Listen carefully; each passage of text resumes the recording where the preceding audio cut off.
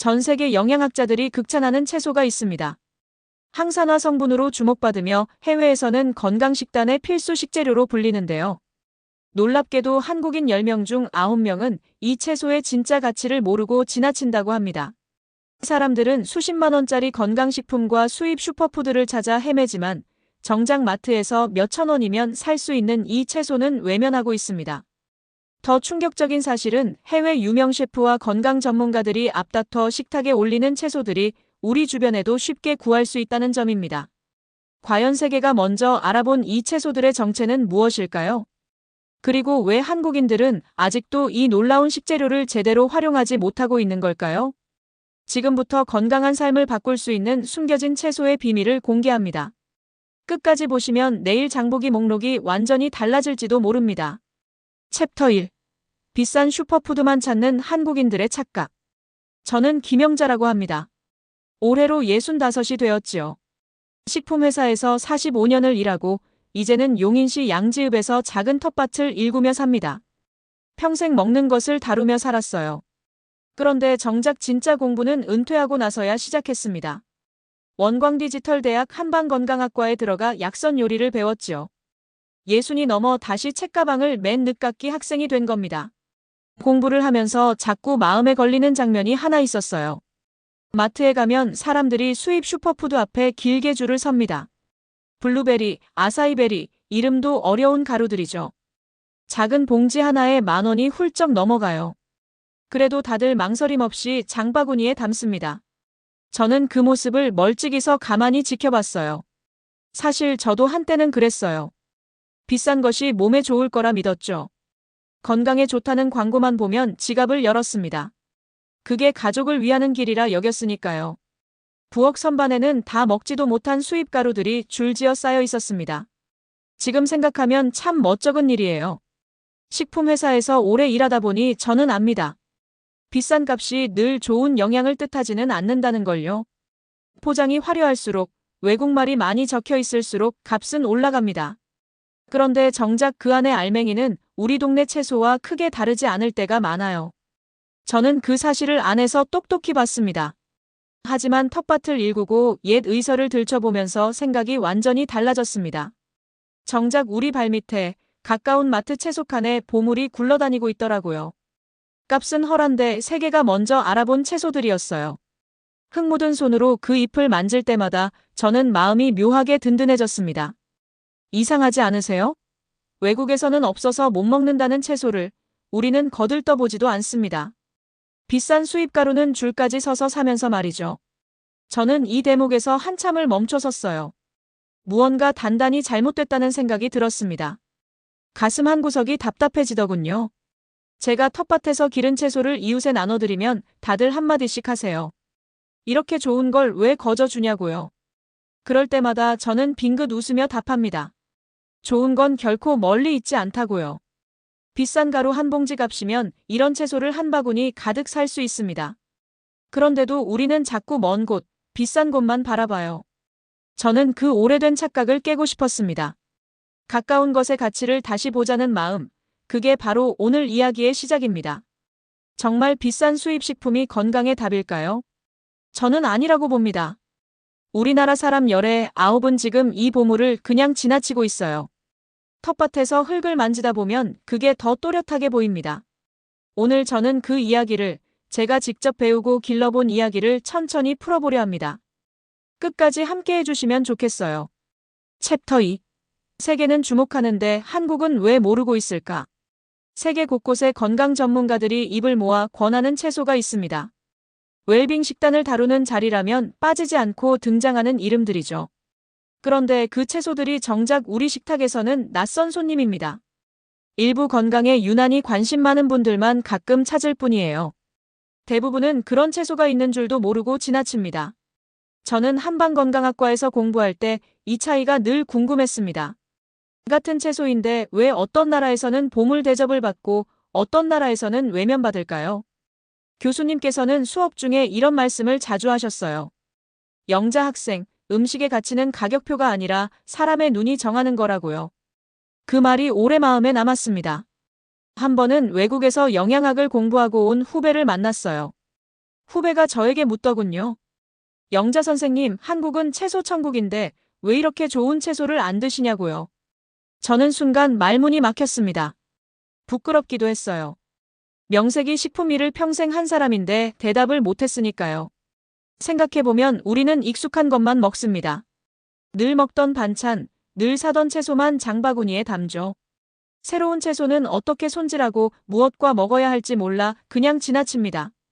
가격이 비싸서가 아니라 몰라서 못 먹는 거예요. 낯선 것 앞에서 우리는 자꾸 손을 거두게 됩니다.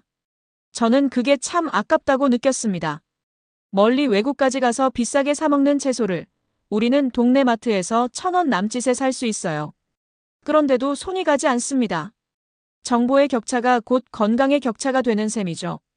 아는 만큼 건강해진다는 말이 괜한 소리가 아니더라고요.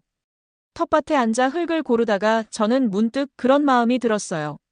내가 본 것을, 내가 배운 것을 그냥 묻어두면 안 되겠다고요. 누군가는 이 이야기를 듣고 식탁을 바꿀 수도 있으니까요. 그 작은 변화가 한 사람의 건강을 살릴 수도 있다고 믿었습니다. 저는 외국이 알아본 채소가 무조건 옳다고 말하려는 게 아닙니다. 다만 우리 손이 닿는 곳에 있는데도 그저 몰라서 지나치는 게 안타까울 뿐이에요. 우리 땅에서도 잘 자라고 우리 입맛에도 어울리는 채소들이거든요. 외국 사람이 먼저 그 가치를 알아봤다는 게 조금은 분할 정도였습니다. 그러면서도 한편으로는 고마웠어요. 덕분에 저도 다시 들여다보게 됐으니까요. 그래서 결심했어요. 내가 직접 텃밭에 심어보고 먹어보고 옛 의석까지 뒤져서 제대로 알려드리자고요. 외국이 먼저 알아본 그 채소들이 사실은 우리에게도 잘 맞는다는 걸 보여드리고 싶었습니다. 지금부터 그 주인공들을 하나씩 모셔오겠습니다. 낯설다고 미리 겁먹지는 마세요. 알고 보면 어렵지 않고 오히려 정겨운 채소들이니까요. 첫 손님부터 천천히 만나볼까요? 가장 먼저 진한 초록빛을 두른 그 채소부터 모시겠습니다. 챕터 3. 첫 번째 주인공, 녹색 영양 폭탄 케일. 첫 번째 주인공은 케일입니다. 진한 초록빛 잎을 보면 저는 늘 영양폭탄이라는 말이 떠올라요. 서양에서는 이미 오래전부터 대표 건강채소로 자리 잡았습니다. 비타민과 식물성 영양소가 그득하다고 해서 매일 식탁에 올리는 사람이 많아요. 그만큼 꾸준히 사랑받아온 채소죠. 그런데 우리나라에서 케일의 처지는 좀 달랐습니다. 예전에는 그저 녹즙 짜는 재료였죠. 쌉싸름하고 질겨서 그냥 먹기엔 부담스럽다고들 했어요. 저희 어머니도 케일은 갈아서 마시는 거라고만 아셨습니다. 잎이 두껍고 거칠어서 입에 넣을 생각은 잘 못하셨죠. 그런데 반전이 일어났어요. 어린 잎으로 수확한 베이비 케일이 나오면서 분위기가 달라진 겁니다. 부드러운 어린 케일을 샐러드로 먹고 과일과 함께 갈아 마시기 시작했어요. 질겨서 외면받던 채소가 어느새 세계 건강식의 한가운데로 들어온 거죠. 저는 그 변화가 참 신기했습니다. 저도 텃밭 한쪽에 케일을 심어봤습니다. 아침마다 이슬 머금은 케일 잎을 따는 기분이 그렇게 좋을 수가 없어요. 손끝에 닿는 잎이 도톰하고 서늘합니다. 어린 잎을 따서 사과 한 조각과 함께 갈아 마시면 속이 편안해지는 느낌이 들어요. 텃밭에서 바로 딴 잎이라 향이 또 다릅니다. 처음 케일을 권했을 때 이웃 어른들은 손사래부터 쳤어요. 영자씨, 그 쓴 걸 누가 먹느냐고요. 그래서 저는 말없이 어린잎 샐러드를 한 접시 내드렸습니다. 한 입 드시더니 표정이 달라지셨어요. 생각보다 부드럽고 고소하다며 그릇을 비우시더군요. 그 모습에 저는 괜히 뿌듯했습니다. 케일 한 잎을 손에 들고 저는 가끔 생각합니다. 같은 채소인데 보는 눈에 따라 운명이 이렇게 달라지는구나 하고요. 누군가에게는 그저 질긴 녹즙 재료였고 누군가에게는 식탁의 주인공이었습니다. 채소는 그대로인데 사람의 시선이 모든 걸 갈랐던 거죠. 저는 이 케일이 우리 식탁에서도 제대로 대접받기를 바랍니다. 손질이 어렵지도 않아요. 어린 잎을 골라 씻어 그릇에 담으면 그만입니다. 여기서 한 가지 짚고 넘어가고 싶은 게 있어요. 케일이 동의보감에 나오느냐 물으시는 분들이 계십니다. 솔직히 말씀드리면 케일이라는 이름은 동의보감에 없습니다. 서양에서 들어온 채소니까요. 교수님께서도 출처 없이 예책에 다 나온다고 둘러대는 건 거짓말이라고 늘 경고하셨어요. 다만 케일은 배추와 한 집안, 배추가 채소입니다. 동의보감에는 배추를 숭채라 부르며 이렇게 적어두었어요. 가슴속에 열을 내리고 장과 위를 통하게 하며 갈증을 멎게 한다고요. 케일도 같은 집안이니 그 결을 닮았다고 보면 됩니다. 옛 기록과 오늘의 밥상이 이렇게 이어지는 셈이죠. 한낱 녹즙 재료로만 여기기엔 너무 아까운 채소예요. 오늘 저녁 어린 케일 한 줌 곁들여 보시는 건 어떨까요? 챕터 4. 작지만 강한 영양덩어리, 방울 양배추의 재발견. 두 번째 주인공은 방울 양배추입니다. 손가락 한마디만 한 작은 양배추를 처음 보면 누구나 귀엽다고 하죠. 동글동글한 것이 꼭 초록 구슬 같아요. 그런데 이 작은 것 안에 들어찬 영양이 만만치 않습니다. 작지만 단단하게 영양이 뭉쳐 있어요. 크기만 보고 얕보면 큰 코 다칩니다. 서양에서는 이 방울 양배추가 일상 식단의 단골 손님입니다. 명절 식탁에도 오르고 평일 저녁 반찬으로도 흔히 올라가요. 그만큼 친숙한 채소죠. 그런데 우리나라에서는 영 낯선 얼굴이었습니다. 마트 한 구석에 놓여 있어도 선뜻 집어가는 분이 드물었어요. 이유가 있었어요. 맛없을 것 같다는 편견 때문이죠. 작고 단단해서 어떻게 익혀야 할지 모르겠다는 분이 많았습니다. 잘못 삶으면 풋내가 나고 물러지기 쉽거든요. 저도 처음엔 그저 모양만 신기한 채소라고 생각했어요. 어떻게 다뤄야 할지 몰라 한참을 들여다봤습니다. 그런데 에어프라이어가 집집마다 들어오면서 상황이 달라졌습니다. 방울 양배추를 반으로 갈라 기름 살짝 두르고 에어프라이어에 돌리면 겉은 바삭하고 속은 촉촉해져요. 한 입 베어 물면 고소한 단맛이 퍼집니다. 풋내는 사라지고 구운 향만 남죠. 맛없을 거라던 편견이 단번에 뒤집히는 순간입니다. 저는 텃밭 손님들에게 이걸 자주 구워냅니다. 처음엔 다들 젓가락을 머뭇거려요. 낯선 채소라 입에 맞을까 걱정하는 눈치죠. 그러다 하나 먹어보고는 깜짝 놀랍니다. 영자 선생님, 이게 그 양배추 맞냐고 되묻는 분도 있었어요. 그 표정을 볼 때마다 저는 속으로 빙긋 웃습니다. 이렇게 익숙하지 않다는 이유 하나로 외면받아온 게 저는 늘 아쉬웠어요. 조금만 알면 손질도 어렵지 않고 맛도 충분히 좋은데 말이죠. 한번 구워본 분들은 그 다음부터 알아서 사가십니다. 결국 멀어지게 만든 건 맛이 아니라 낯설미였던 겁니다. 저는 방울 양배추를 볼 때마다 사람을 닮았다고 생각해요. 덩치가 크다고 속이 꽉 찬 것도 아니고 작다고 비어있는 것도 아니죠. 이 작은 채소는 제 안에 묵직한 영양을 알차게 품고 있습니다. 겉만 보고 판단하면 그 진가를 놓치게 돼요. 저는 손님상에 이걸 올릴 때 늘 한마디 덧붙입니다. 작다고 무시하지 마시라고요. 그 한마디에 다들 호기심 어린 눈으로 한 알씩 집어듭니다. 방울 양배추도 케일처럼 배추과 한 집안입니다. 그러니 앞서 말씀드린 숭채의 결, 그러니까 속을 편안하게 다스리는 성질을 함께 지녔다고 볼 수 있어요. 작다고 얕보면 안 됩니다. 한 입 크기에 담긴 존재감이 이렇게 큽니다. 익숙하지 않다고 그냥 지나치기엔 너무 아까운 채소예요. 마트에서 마주치거든 이번엔 한 봉지 담아 에어프라이어에 한번 돌려보세요. 분명 그 고소한 맛에 놀라실 겁니다. 작은 채소 하나가 저녁 식탁의 표정을 바꿔놓을 거예요. 챕터 5. 숨겨진 보석, 콜라비의 놀라운 활용도. 세 번째 주인공은 콜라비입니다. 이름은 낯설지만 알고 보면 양배추와 순무의 장점을 한 몸에 지닌 채소예요. 둥글둥글한 모양의 연두빛이나 보랏빛을 띠죠. 줄기가 통통하게 부풀어 오른 모습이 꼭 작은 외계 채소 같습니다. 처음 보면 이게 대체 뭔가 싶으실 거예요. 저는 콜라비를 처음 깎아 먹던 날을 잊지 못해요. 칼을 대니 사각하고 결이 갈라지는데 그 소리부터 시원했습니다. 아삭한 식감에 은은한 단맛이 돌아서 과일인가 채소인가 헷갈릴 정도였어요. 깎아서 그냥 생으로 먹어도 좋고 샐러드에 넣어도 잘 어울립니다. 피클로 담그면 새콤하고 살짝 무쳐 먹으면 또 별미죠. 특히 식단 관리하시는 분들께 콜라비를 권합니다. 식이섬유가 많아 속이 든든한데도 열량은 낮아요. 출출할 때 과자 대신 콜라비 한 조각 깎아 먹으면 입도 즐겁고 몸도 가볍습니다. 저는 텃밭 일을 하다 출출하면 늘 콜라비를 깎아 먹어요. 그 한 조각이면 군것질 생각이 싹 가십니다. 콜라비는 순무를 닮은 채소라 저는 동의보감 속 무 기록을 함께 떠올렸어요. 동의보감에는 무를 나복이라 부르며 적어두었습니다. 소화를 돕고 기운을 아래로 내리며 가래를 사기고 독을 풀어준다고요. 콜라비의 아삭하고 시원한 결이 그 무의 성질과 닮은 데가 있습니다. 오래된 기록이 손안의 채소와 이어지는 셈이죠. 다만 교수님께서 늘 당부하신 게 있어요. 무의 소화 돕는 힘은 열에 약하니 생으로 먹을 때 그 효능을 제대로 본다는 겁니다. 콜라비도 마찬가지예요. 아삭하게 생으로 먹는 게 가장 좋습니다. 약선 요리를 배우며 저는 이런 작은 차이가 건강을 가른다는 걸 알게 됐어요. 같은 채소도 어떻게 먹느냐가 그렇게 중요합니다.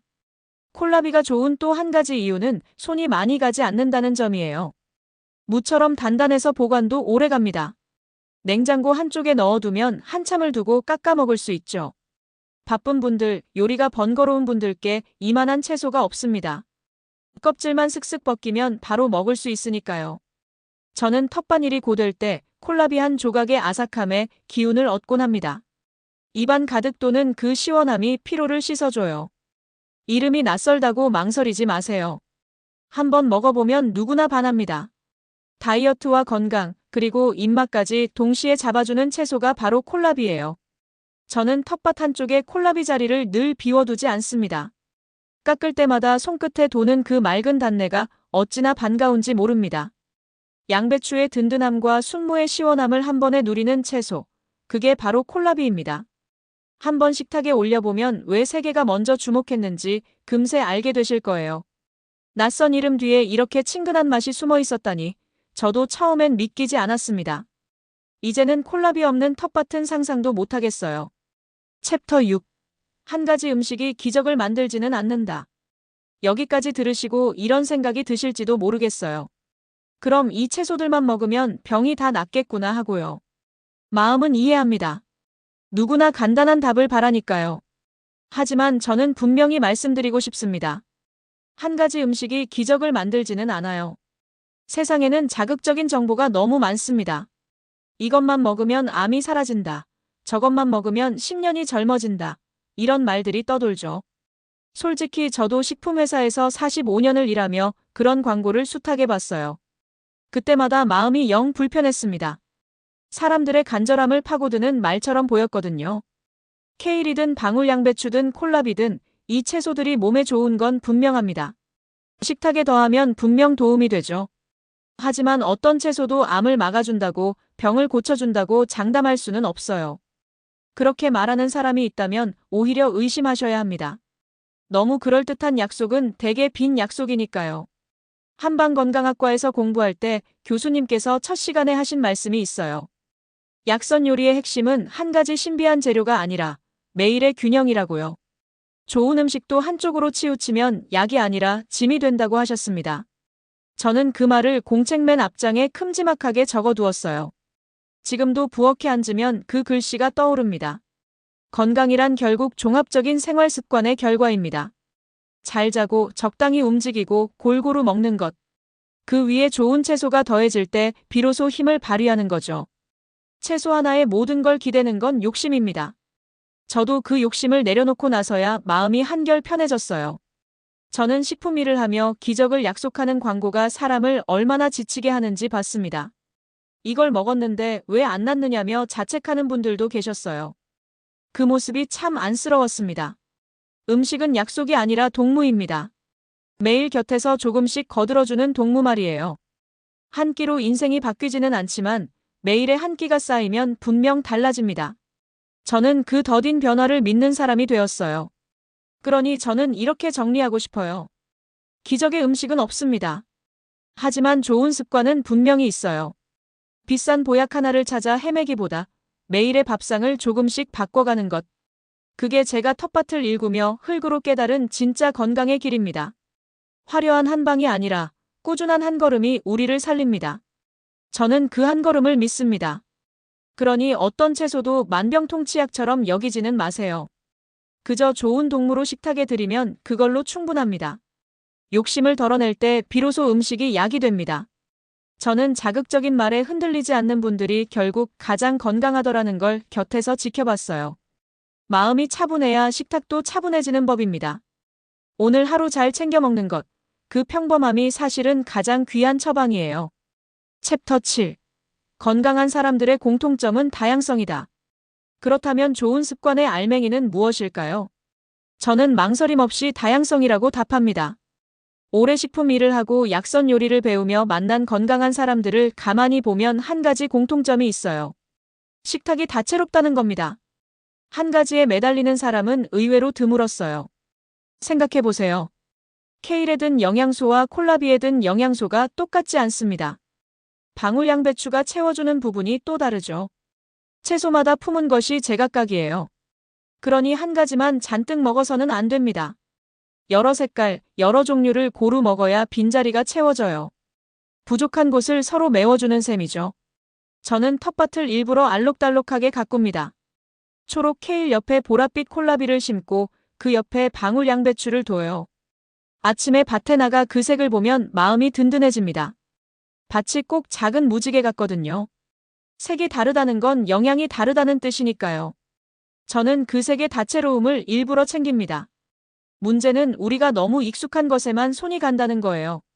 늘 먹던 반찬, 늘 사던 채소. 새로운 식재료 앞에서는 자꾸 망설입니다. 저도 그랬으니 그 마음 잘 압니다. 하지만 그 작은 망설임을 넘어서는 순간 식탁이 한결 풍성해져요. 한 가지 채소가 더해질 때마다 밥상의 폭이 넓어집니다. 교수님께서는 약선 요리를 가르치며 이런 비유를 드셨어요. 한 가지 악기만으로는 음악이 안 된다고요. 여러 악기가 어우러질 때 비로소 화음이 난다고 하셨습니다. 우리 몸도 똑같아요. 다양한 채소가 어우러질 때 진짜 건강이라는 화음이 울립니다. 저는 그 비유를 들을 때마다 무릎을 쳤어요. 저는 다양성이라는 말이 거창하게 들릴까봐 걱정이 됩니다. 그런데 알고 보면 참 단순해요. 어제 케일을 먹었으면 오늘은 콜라비를 먹고 내일은 방울 양배추를 곁들이는 것. 그 정도면 충분합니다. 매번 새로운 걸 찾으라는 게 아니에요. 가진 것 안에서 조금씩 바꿔가며 누리자는 거죠. 식탁에 색이 하나둘 늘어날 때마다 우리 몸은 그만큼 고른 영향을 받습니다. 저는 그 단순한 이치를 늦게야 깨달았어요. 그러니 오늘은 늘 사던 것 옆에 낯선 채소 하나를 슬쩍 올려보세요. 작은 변화가 큰 차이를 만듭니다. 건강의 비밀은 하나의 슈퍼푸드가 아니라 식탁 위의 다양성에 있어요. 저는 이걸 머리가 아니라 흙을 만지며 몸으로 배웠습니다. 한 가지에 매달리지 마시고 부디 골고루 누리세요. 그것이 가장 단순하고 확실한 길입니다. 비싼 채소, 귀한 채소를 찾을 일이 아니에요. 오늘 식탁에 어제 없던 색 하나를 더하는 것. 그 작은 다채로움이 쌓여 건강한 몸을 만듭니다. 저는 그렇게 믿고 매일 식탁을 차립니다. 오늘 한 가지, 내일 또 한 가지. 그렇게 색을 늘려가다 보면 어느새 식탁이 정원처럼 풍성해져 있을 거예요. 챕터 8. 당신의 식탁이 미래의 건강을 결정한다. 이제 제 이야기를 마무리할 때가 됐습니다. 긴 이야기를 들으며 무엇이 가장 마음에 남으셨나요? 저는 단 하나만 기억해 주셔도 좋겠어요. 건강은 특별한 보약이 아니라 매일의 선택에서 시작된다는 겁니다. 거창한 데 있지 않아요. 오늘 저녁 무엇을 먹느냐에 있습니다. 저는 식품회사에서 45년을 보내고 60이 넘어 한방건강학과 책상에 다시 앉았어요. 그러고 나서야 깨달았습니다. 멀리서 비싸게 사오는 것보다 오늘 저녁 밥상에 무엇을 올리느냐가 훨씬 중요하다는 걸요. 거창한 결심이 아니라 작은 한 걸음이 건강을 바꿉니다. 저는 그 깨달음을 너무 늦게 얻은 게 아쉬울 뿐이에요. 그래서 저는 여러분께 아주 작은 숙제를 하나 드리고 싶어요. 다음에 장을 보러 가시거든 늘 담던 것 말고 새로운 채소 하나를 골라보세요. 케일도 좋고 방울 양배추도 좋고 콜라비도 좋습니다. 손에 익지 않아도 괜찮아요. 한번 사보고 한번 먹어보는 것. 그것만으로 충분합니다. 첫걸음은 늘 그렇게 작은 법이니까요. 저는 오늘도 양지읍 텃밭에서 그 채소들을 돌봅니다. 흙 묻은 손으로 잎을 따며 생각해요. 내일의 건강은 오늘의 장바구니에서 결정된다고요. 거짓말 같지만 정말 그렇습니다. 오늘 무엇을 담느냐가 10년 뒤의 나를 만듭니다. 저는 그 믿음으로 매일 아침 밭에 나갑니다. 세계가 먼저 알아본 채소들. 이제는 우리 식탁이 차례를 맞을 때입니다. 비싼 것을 찾아 멀리 헤매지 않으셔도 돼요. 답은 가까운 마트 채소 칸에, 그리고 여러분의 작은 결심 안에 이미 있습니다. 멀리 있는 보물이 아니라 손 닿는 곳에 있는 보물이에요. 저는 가끔 젊은 시절의 저를 떠올립니다. 그때는 무엇이 몸에 좋은지도 모른 채 바쁘게만 살았어요. 좋다는 건 다 비싼 줄로만 알았죠. 이제 와 텃밭에 앉아보니 진짜 좋은 것들은 늘 가까이에서 저를 기다리고 있었습니다. 다만 제가 바라보지 못했을 뿐이에요. 여러분은 부디 저처럼 돌아오지 마시고 오늘부터 가까운 것의 가치를 알아봐 주셨으면 합니다. 저는 김영자였습니다. 오늘 제 이야기가 여러분의 밥상에 작은 변화 하나를 일으켰다면 저는 그걸로 더없이 기쁩니다. 흙을 만지는 늙은 사람의 말이지만 부디 가볍게 흘리지 마세요. 우리 함께 가까운 곳에서부터 건강한 식탁을 가꿔 가요. 오늘 장바구니에 초록잎 하나 더 담는 것부터 시작해 보십시다. 그 한 줌이 10년 뒤 여러분의 건강한 미소가 되어 돌아올 거라고 저는 흙을 만지며 그렇게 믿습니다. 거창한 결심도 비싼 돈도 필요 없어요. 그저 오늘의 작은 선택 하나면 됩니다. 그 선택이 모이고 모여 먼 훗날 여러분을 든든하게 받쳐줄 거예요. 저는 양지읍 텃밭에서 늘 여러분 모두의 건강한 밥상을 응원하겠습니다.